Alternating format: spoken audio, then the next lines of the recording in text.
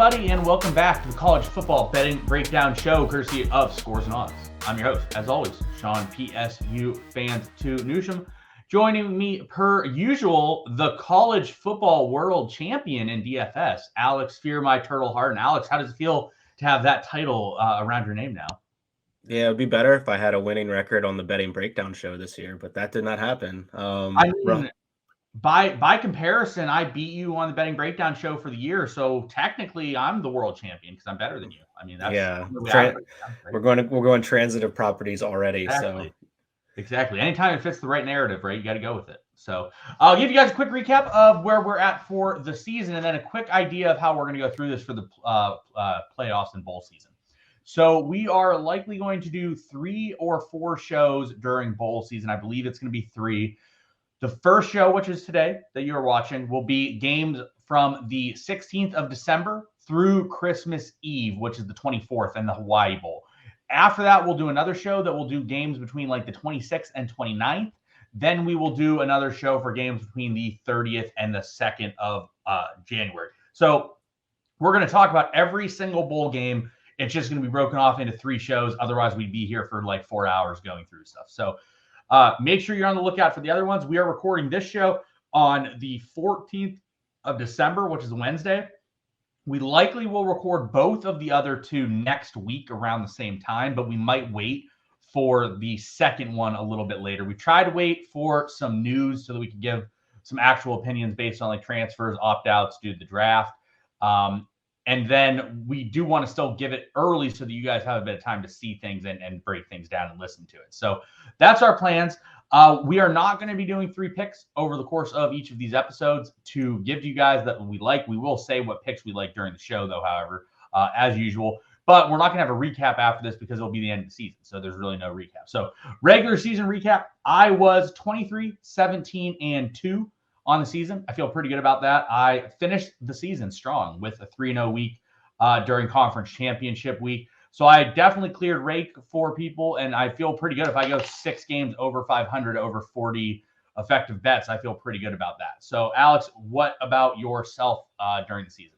I don't know. I don't know my record. I forgot that information. Oh, what am I like? Am I like 20, 21 and 1 or something like that? You are 20, 21 and 1. Yes, okay. That is correct. So a half game under 500 definitely does not clear betting -110s, but that's okay. We had fun along the way, right? And redeem myself for this bowl stretch. Definitely. All right, guys. So we're going to start going. I'm going to share my screen here. Like I said, we're going to talk about bowls up until the 24th of December. We're going to do the Hawaii game, the Hawaii Bowl, and then we're going to call it a day here. All right. So, like, before we get started, really, like, betting college football is crazy in general, but betting bowl season is like even more kind of subjective than before because you're dealing with lots of transfer, like coaching changes. So you have to like weigh and like layer like motivation and personnel changes on top of things. So you get some really wacky results. So especially in these early games. So just kind of buyer beware on that. Yeah, we're gonna tell you guys what we know from a transfer and opt-out perspective for teams. Alex is gonna tell you what we know from a coaches leaving thing. Then we'll also try to hit on like guys that maybe could opt out or maybe won't opt out due to us having no news on them as of the recording of the show. And like Alex said, like sometimes you're going to see some very lopsided games because teams have massive transfers, massive opt-outs, major coaching changes. So that's what we need to note as we go here. So first game of bowl season, we have the Hometown Lenders Bahamas Bowl. We're going to call each bowl by its bowl name because it will be pretty funny. Put the respect on it. The full name, sponsors included. Yeah. To be fair, I mean, if I'm going to a bowl game, I'd much rather go to the Bahamas Bowl than the Idaho Potato Bowl, wouldn't you? I do like potatoes, but Bahamas sounds nice in December. Yeah, I'm all for going to the nice weather places in December. We'll talk about that as we go, I'm sure, as well. So first game here, we have Miami of Ohio against UAB. There are not really any news and notes in this game about opt-outs. Brett Gabbert opted out, but then opted back in for Miami of Ohio, but he's injured and not expected to play as it is. For UAB, DeWayne McBride has been one of the best running backs in the nation on the year. He is eligible for the draft. There's been nothing on him transferring. There's been nothing on him leaving for the draft. So it looks like pretty much this entire game is going to be full of their both allotment of rosters. Has there been a coaching change in this game anywhere, Alex? Well, UAB has a lame duck coaching staff here with Trent Dilfer coming in to be their new head coach next year.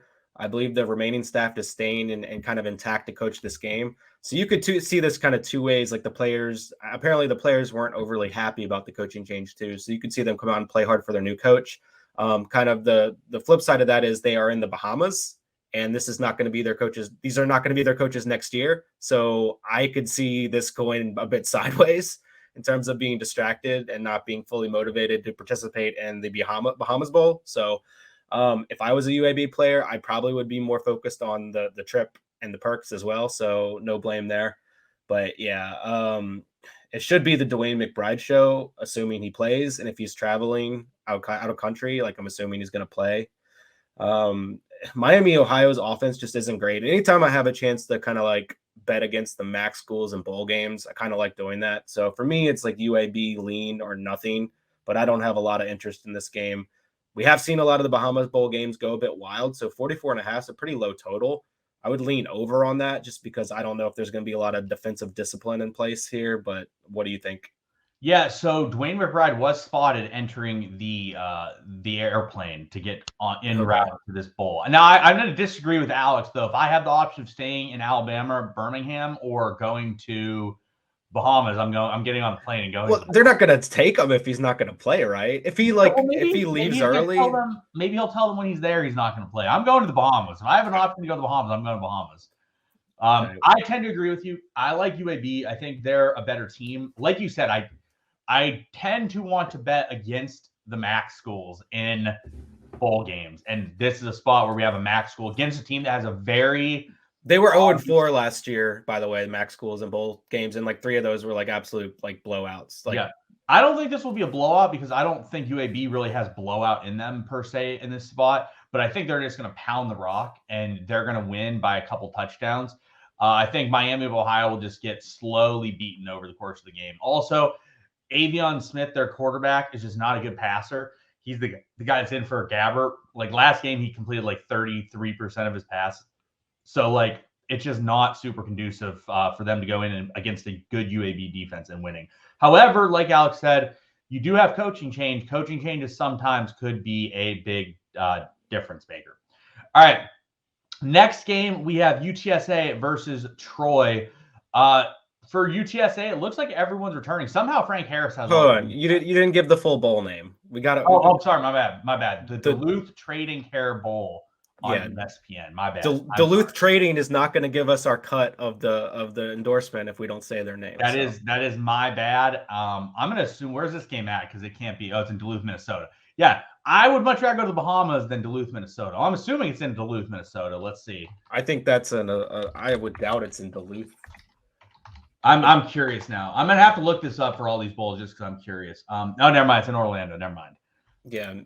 Yeah. So apparently it's in Orlando, and it's just known as the Cure Bowl also. So like Duluth Trading, like you said, is the new sponsor for it. So Orlando's fine. I like Orlando a lot. You know, I like Orlando. UTSA, somehow Frank Harris has eligibility left. I'm not sure how Frank Harris had eligibility left. Feels like he's been there forever. He's like the new Britton Covey. Who's just been there for decades, it feels like. The thing is Troy's really quite good. Troy's defense is really quite good. UTSA offense or defense is really quite bad. I like Troy in this game. I think Troy's a better team. I also think UTSA is a solid team as well, but I like Troy a bit here just because I think that their offense is going to be able to move the ball against UTSA, and their defense is much better than what UTSA has been accustomed to most of the year. So has there been any coaching changes here, and what's your thoughts? Yeah, UTSA lost their offensive coordinator, Will Stein, to Oregon. So second year in a row, they've lost their offensive coordinator. So Frank Harris is coming back next year. He'll have his third OC in 3 years. This is really just like a clash of styles, good offense versus good defense, then bad offense versus bad defense. You kind of alluded to which is what.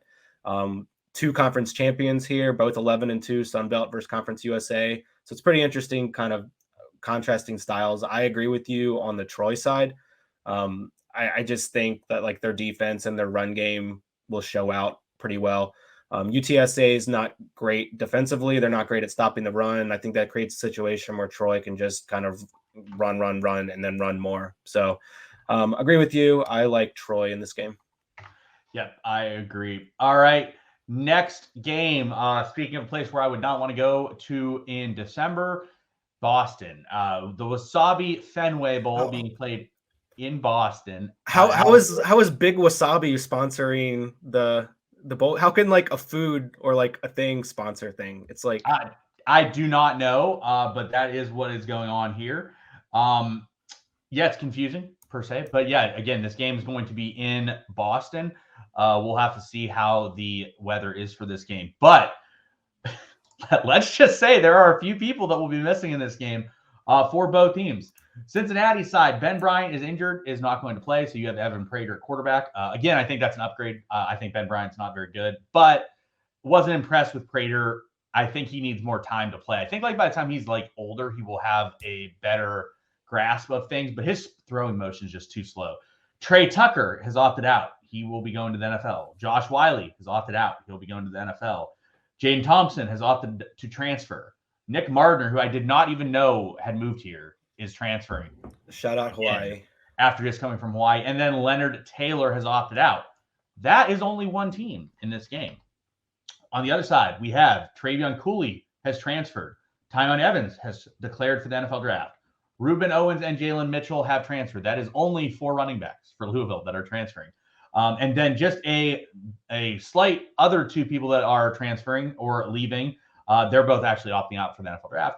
Malik Cunningham, he is good, if you guys are unaware. And then Tyler Hudson. So for Louisville, we are losing 4 running backs, their quarterback, and their number 1 receiver. And Cincinnati, we are losing their quarterback and about 4 tight ends and 4 receivers. So we're missing quite a bit here. What about the coaching staffs? Have those remained intact here, Alex? So this is the Scott Satterfield Bowl. Scott Satterfield, the Louisville coach this year, is actually leaving and going to, yes, you guessed it, Cincinnati next year. So for those reasons, he excluded himself from this bowl game. So both staffs have interim coaches. Both teams are middling offenses, quality defenses, missing a lot of pieces. I just think it's a situation where like Louisville is in worse shape than Cincinnati. And like Cincinnati's the one getting the coach. Like, I don't know. I just feel like that program's in better standing and can kind of like hold up to all the changes. And I like Prater a bit. And I think he can like run a bit and do some things here more than Doman. So I like the Cincinnati side of this game quite a bit. I'm actually surprised they are getting a point. So that's one of my more favorite plays. I don't know what to do. The stadium layout looks wonky. I don't know if you saw like the aerial view of like the layout. Like I figured it would. They always look weird when they're in one of the baseball stadiums. Yeah. So I mean that's really all I have. I definitely lean Cincinnati side here. Yeah, this is probably one of my favorite bets that we'll have on this episode. Cincinnati, I think, is just a much better team in general. Like I said, I think their program just in much better shape. Louisville losing, like the difference between Prater and Ben Bryant, like it might be an upgrade. The difference between Malik Cunningham and Doman is massive. Like I do not really want Doman. And then also like Cincinnati's probably going to want to run substantially. Looks like their running backs are there. Looks like Tyler Scott, their main receivers there. Whereas Louisville losing 4 running backs, losing their number 1 receiver. I like Cincinnati here. It could be really ugly though, because like you said, everything is just a disaster there. So we'll have to wait and see. Yeah. All right, on to the next game, the SRS Distribution Las Vegas Bowl. We have Florida going up against Oregon State. As we just talked about in the last game, we had a lot of people missing. We probably have more people missing here for Florida. Florida has about 15 guys that are transferring or opting out. Ventrell Miller, linebacker, Justin Shorter is gone. Brenton Cox, Osiris Torrance, Anthony Richardson, Trent Whittemore, Josh Braun, Chief Borders, David Reese, Naquan Wright, Corey Collier, Dejon Reynolds, Lorenzo Lingard, Avery Helm, Donovan McMillan, Lloyd Summerall, Jack Anders, and Jalen Lee. Not only that, but they do not have their backup quarterback during the year, Jalen Kitna, due to being arrested for doing bad things. So Florida's missing everyone, effectively. And Oregon State is not having any sort of issue. They do lose Luke Musgrave, who's been out, and they do lose Chance Nolan, who has not been a factor at all. I like Oregon State here, especially if you can get it at 9.5. Like as you guys see here, it's moved a little bit. It's moved to 10. The lower you can get it, the better. But I like Oregon State. Like, do I really think Florida is going to come ready to play in the SRS Distribution Las Vegas Bowl with everybody missing and their mom? I don't think so. So I like Oregon State here quite a bit. What's your thoughts on this game and any coaching changes? Yeah, I mean, no coaching changes, just a lot of personnel. And like, I would like Oregon State probably at like 6.5 or something if that was the case. But like for me, it's just too many points with Billy Napier having this much time to prepare. I don't even know if the Florida losses are all guys that were like all in on the season anyway. So it might be a situation where you actually get talented guys that haven't had a chance, that are kind of hungry and they're like building momentum into the next year. Because I think the Billy Napier thing in Florida is going to work eventually.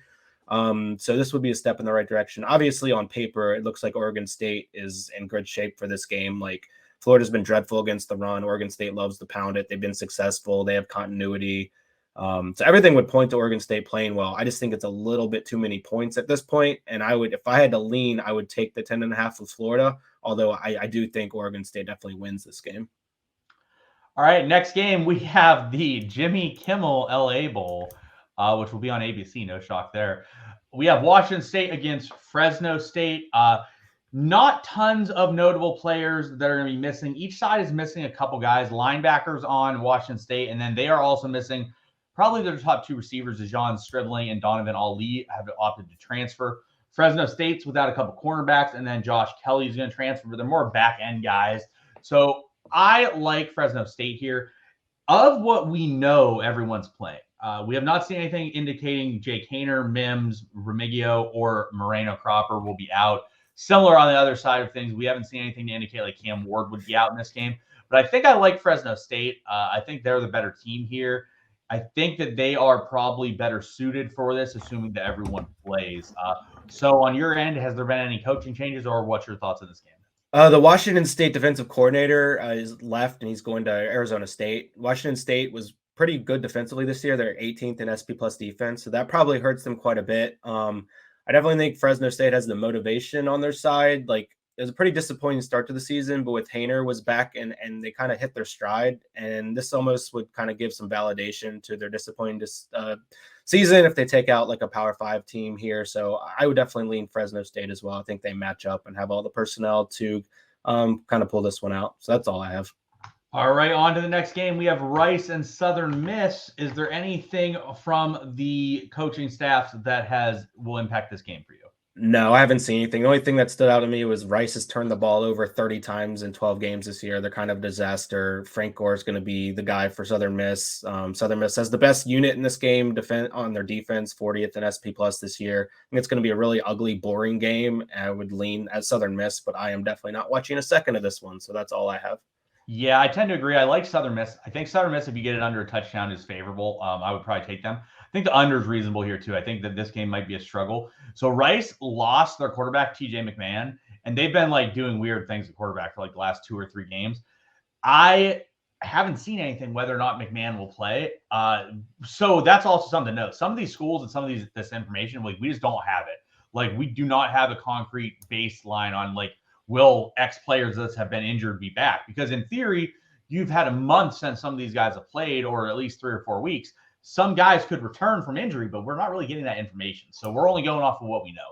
But I do probably prefer Southern Miss. And you didn't even catch me this time, but I forgot to mention in the Lending Tree Bowl. So that is my thoughts there. All right, next game, we have SMU versus BYU in the New Mexico Bowl. That's a bit unfortunate compared to the Bahamas Bowl. But SMU is going to be without Rashee Rice. He has decided to enter the NFL draft, which is not any shock there. TJ McDaniel has decided to transfer along with Dylan Goff. He's out due to injury. I did not see it. That's something new that I just found out right now.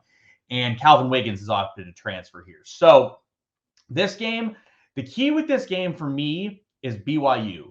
Jaren Hall, about 2 weeks ago, Coach Sataki said that he expected Jaren Hall to play. But it all appears that Jaren Hall is leaving after this game to go to the NFL. Then, as this week's been going, they said that Jaren Hall has practiced, but not very much. I'm of the belief that Jaren Hall is not going to play. However, we have not got any confirmation on that, and we don't really know it. Based on the total of this game and the spread, changing as drastically as it has, like we've seen an 8-point drop in the total of this game, and we've seen the line move like 3 points towards SMU. I think Jaren Hall is probably not going to play, but you definitely need to note that. For that reason, I'd probably be on SMU. BYU's defense is really bad, and I think it's a pretty even game regardless if Hall plays or not. If Hall's out, the quarterback situation for BYU, 3 different players have been taking snaps during bowl prep.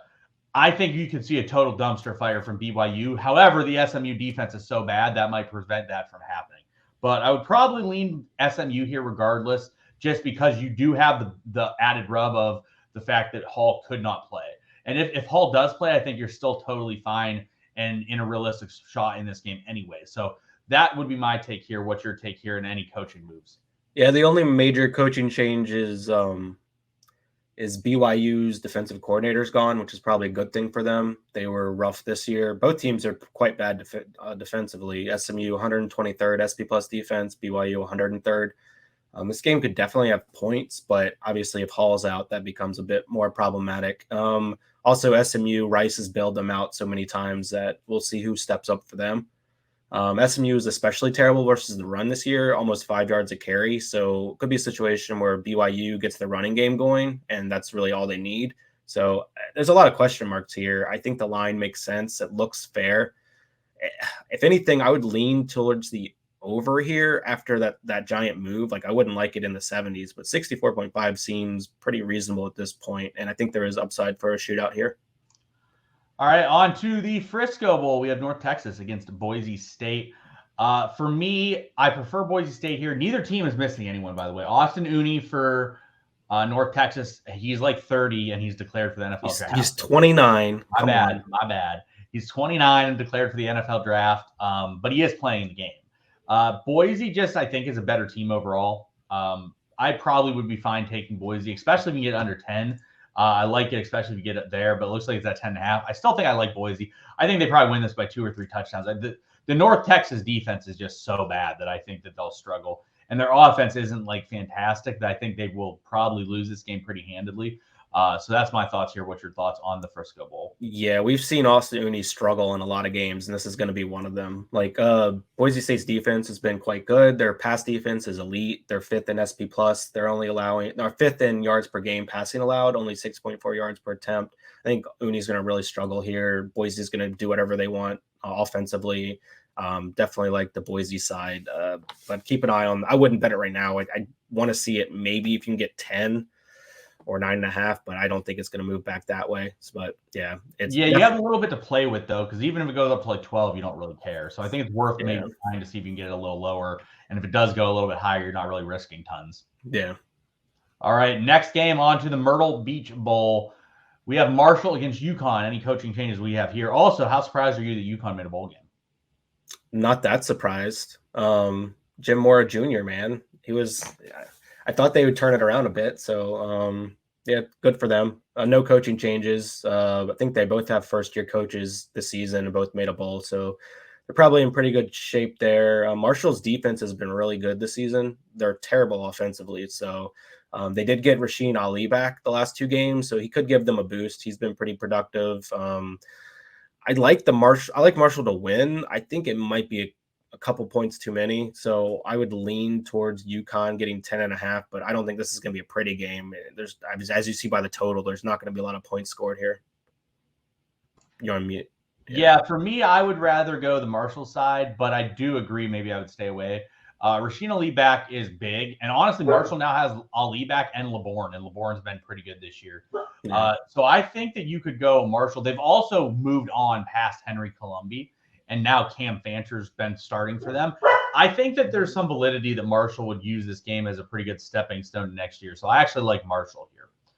All right, next game, we got the famous Idaho Potato Bowl. Yeah, now we're talking. Now we're talking about the warm weather games. Eastern Michigan against San Jose State. Any coaching changes that we have here? No coaching changes. Yeah, really, it's just another spot for me where I kind of want to fade the MAC team. Like San Jose State hasn't looked good. They haven't covered since early October, and Eastern Michigan's covered 4 of their last 5 games. But you know what I like to do with trends like that? I like to write them down on a piece of paper. ball that paper up and throw it in the garbage because I don't really care about those kind of cherry pick trends. San Jose State might be a good reset for them. Only 3.5. I like their personnel a bit more than Eastern Michigan. I think they can slow down Samson Evans. And once you do that, like Eastern Michigan offense isn't that dynamic. So I lean San Jose State here. Yep, definitely. All right, and I probably would also lean San Jose State. Again, I'm with you on the against the MAC. Plus, they have a lot of guys like Chevin Cordero, Elijah Cooks, Kyrie Robinson. Like they have guys that are good enough to beat Eastern Michigan as well. So I tend to agree with that. Next game, we have Liberty versus Toledo in the roofclaim.com Boca Raton Bowl. What do you have in terms of coaching changes here for this one? Well, Hugh Freeze is gone from Liberty. Jamie Chadwell from Coastal's coming in. He's not coaching this game, obviously. Liberty looked like a disaster last game post the announcement of Freeze leaving. So I wonder kind of where they're at. No coaching changes for Toledo. This to me is a complete stay away. I could see this going in like any direction possible. So I really have no interest in even trying to handicap this game. Do you? I would lean Liberty, but Toledo definitely is the class of the MAC, in my opinion, and Liberty has the coaching changes going on. So it's a bit more confusing. Also, I have no idea what Liberty is doing at quarterback in this game. Like, they've played so many quarterbacks this year. Charlie Brewer played the last game. I have no idea if he'd play this game. Like, they could start any of, like, 5 guys. So, for me, I would probably lean Liberty, but that's strictly on a MAC hate type of move. So, probably pass. All right, next game, we have the R&L Carriers New Orleans Bowl. This one I think is worth noting, and we can talk about line movement. So as you saw when it opened up with 7.5. It has moved down to 4.5. The reason for that is because Austin Reed had opted out for Western Kentucky, but he opted back in and will play in this game. So it's a big bump for Western Kentucky comparatively to if they lost someone. However, they are without Dawood Davis, one of their top receivers and probably their best possession type deep ball threat type receiver. Jalen Hall has been more productive as the season went on, but I think that Dawood Davis does hurt them because of his actual physical abilities that he has. I probably would stay away from this game. I think both teams are decent. I would probably lean the over, if anything, with both quarterbacks. This game feels like a shootout possibility to me. What do you think? Yeah, I guess my first question is, do you think there's any kind of like walk of shame associated with like withdrawing your name from the portal, or is that all online? Like, do you have to like walk with your head down to the compliance office and be like, can I have my paper back? I think it depends who you are, right? Like, some players just entered the transfer portal to see like what was out there, and then they like withdrew it. I think it depends what type of player you are and what the team dynamic is. Because like if you're respected, your teammates are going to be like, okay, no big deal, like that's fine. Or it could be like, oh, you're a douche and we hate you. But I'm assuming if he's coming back, he's pretty confident that things will be fine for him, is my takeaway from it. They found him one of those glorious Western Kentucky NIL deals to come back and play for the bowl game. That's what someone said. I did read a tweet yesterday that said that they think that there was just a big NIL deal that got passed along to Austin Reed, which is possible. I mean, it doesn't take much, right? It takes one person with a good amount of money that's like, hey, I'll give you a big chunk if you come back. Probably not even that much money for someone like him. And like, if you're an alum there and you want to see them do well in a bowl game, like it might be worth for them just to grease some palms a bit to have a quarterback, because they were down their backup as well. They would have had to play a third stringer here. You probably feel nice if you picked up Western Kentucky like plus 7.5 a few days ago. Definitely. But I think it's kind of a stay away with Reed supposedly playing here for me. I like this South Alabama skill guys like Wayne and Lacey at receiver and Webb at running back. Like they have a pretty solid team. And we've seen Western Kentucky like be slow and boring or like pass heavy and fun this year. So really don't know what to expect here. I don't have a good read on this game, but I still lean South Alabama. They've been pretty impressive. Agreed. All right, next game, we have the Lockheed Martin Armed Forces Bowl. No real opt-outs or anything, any coaching moves in this one. Yeah, nothing. It's just going to be a tough game for both sides. Like imagine like going to a bowl game and you get like an academy offense you have to prepare for. Like that's just brutal. That's not fun.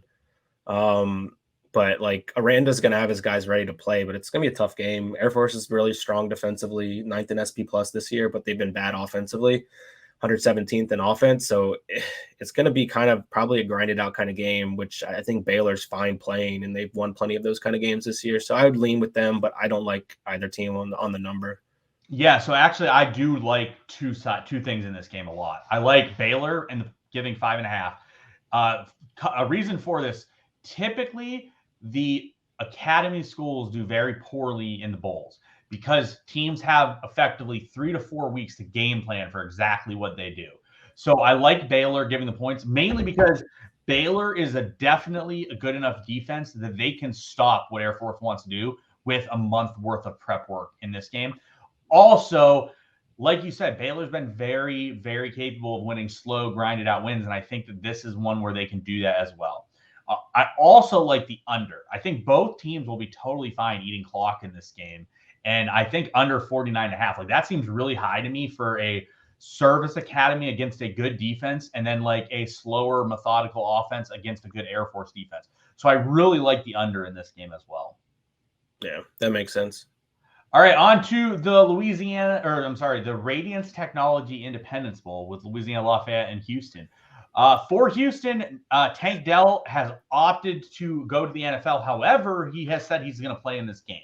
Now, sometimes that means that like he's going to play and they're going to just throw the ball to him all game. Or it could mean like he's saying he's going to play and then he just doesn't play. Like we've seen that happen as well. But for that reason, I probably lean Houston here, but I'm not like in love with either side. So I probably stay away from this one. What do you think? Yeah, no coaching changes. This with the Dell question mark, this is pretty much a complete stay away from me. I don't really have any interest in this game at all. Yeah, I tend to agree. It's not one I'm really looking to touch. All right, next game, we have Wake Forest against Missouri. For some opt-outs here, Christian Turner and Quentin Cooley, two of the top 3 running backs for Wake, are gone. They had a couple transfers leave as well. And then on the Missouri side of things, we've seen a few guys transfer. One being very impactful with Dominic Lovett, who was one of their top receivers this year and one of their biggest playmakers. I probably would stay away from this game. I don't really like either side. I just have questions. I do think they're going to throw a lot, though. I think Wake's going to like come out and just throw the ball because they've lost running backs and they probably want to be like, it's like a Sam Hartman send-off. So it feels like that would be a good option to me to maybe touch the over. What's your thoughts on the Union Home Mortgage Gasparilla Bowl? So do you know what Gasparilla is? I do not. So Union Home Mortgage is the sponsor. Gasparilla is basically a pirate festival in Tampa. Oh, I do know that. I did know that. I do know named after the famed pirate Jose Gaspar. Yep. Mr.